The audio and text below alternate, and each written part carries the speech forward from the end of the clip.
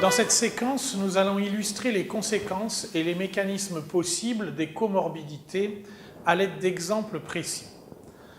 Le premier de ces exemples associe l'anxiété à la dépression. La dépression se traduit par des émotions négatives, la perte d'une volonté d'agir, la perte d'intérêt dans des activités qui pourtant devraient être plaisantes. Cette pathologie est très répandue et elle provoque un grand nombre d'incapacités, aussi bien professionnelles que sociales. La dépression a une prévalence de l'ordre de 8-9%, avec une prédominance chez les femmes, comme vous le voyez sur ce graphe, et également chez les jeunes. Mais chez les patients atteints d'anxiété, la prévalence de la dépression, comme on l'avait dit précédemment, peut atteindre 60%. Et sur une population entière, la prévalence de la comorbidité anxiété plus dépression est comprise entre 5 et 9%, ce qui en fait un syndrome très coûteux en termes de qualité de vie et en termes économiques. Alors, comme on l'avait dit précédemment, pour pouvoir étudier ces pathologies, il faut disposer de modèles animaux. Il existe plusieurs types de tests qui essayent de mesurer les symptômes de la dépression chez les modèles animaux. L'un de ces tests est représenté ici sur la diapositive, c'est celui de la nage forcée. Lorsqu'un rongeur, une souris ou un rat est placé dans un bassin, spontanément, il va nager pour essayer de sortir de ce bassin, de cette eau. Mais lorsqu'il n'arrive pas à sortir, alors cela induit un syndrome qu'on rapproche d'un syndrome de dépression, et l'animal reste immobile et flotte sur l'eau. Il perd sa volonté d'agir, il perd son désir de se sortir de cette situation.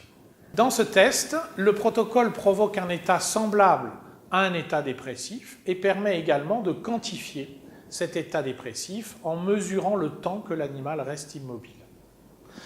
On dispose de plusieurs tests pour mesurer ces désordres émotionnels chez les animaux et dans le test suivant, celui de la préférence pour le sucre, il s'agit cette fois de mesurer la dépression ou des symptômes qui ressemblent à la dépression en évaluant l'implication de l'animal dans une activité plaisante et réconfortante, en l'occurrence l'absorption d'une boisson sucrée.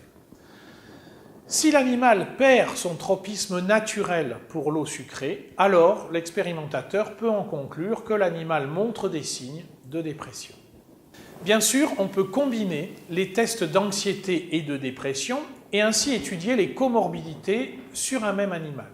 Dans l'expérience qui est présentée dans cette diapositive, les souris ont été soumises à un test d'anxiété après avoir été simplement manipulées ou bien après avoir subi un protocole de nage forcée, ce qui est indiqué par l'abréviation FST. Dans ce dernier cas seulement, comme vous le voyez sur le graphe, les animaux manifestent un comportement anxieux puisque le nombre d'entrées dans les bras ouverts ou bien le temps passé dans les mêmes bras ouverts du labyrinthe est diminué. A l'inverse, le simple test de mesure d'anxiété avec le labyrinthe en croix surélevée ne provoque pas de manifestation de dépression comme on le voit sur le graphe de droite. Nous sommes donc face à une situation où l'apparition d'une situation stressante entraînant un état dépressif provoque également une comorbidité anxieuse. Donc sur ce test, sur ce protocole, on peut développer une comorbidité chez un animal. Dans cette diapositive, nous allons rechercher les mécanismes impliqués et en premier lieu les régions cérébrales qui sont atteintes. On va réaliser des expériences d'imagerie médicale, par imagerie par résonance magnétique, chez le singe ou chez l'homme. Et on va s'intéresser à des situations d'anxiété, ce sont les images de gauche, ou bien à un syndrome de dépression, c'est l'image de droite.